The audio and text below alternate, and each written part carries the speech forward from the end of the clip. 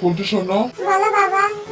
আমার অনেক ঘুম পাইছে, আমি একটু ঘুমাইতে গেলাম। বাবা আমার এই বোকা বানায় চলে গেল। যাক বাবা, পল্টুরে তো বোকা বানায় চলে এলাম, একটু শান্তি করে ঘুমায় লই, মজা করে ঘুমায় লই। এখন তো আমার আশেপাশে বাবা নেই।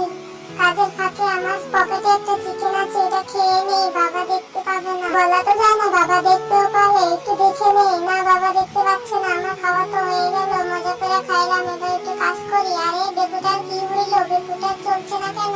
আরে বাবাকে তো কখন থেকে ডাকতেছি, বাবা তো উঠতেছে না। যাই, মাথায় একটা বুদ্ধি এসেছে, এবার তো বাবা উঠবে। যাক, বাবা উঠেই পড়েছে। আরে কে রে, তুই এটা কি করলি? ঘুমটা ভেঙে দিলে কেন? মাকে কখন থেকে ডাকতেছি, চলো ওইদিকে চলো, বেগুটা নষ্ট হয়ে গেছে, দেখো বেগুটা চলছে না কেন?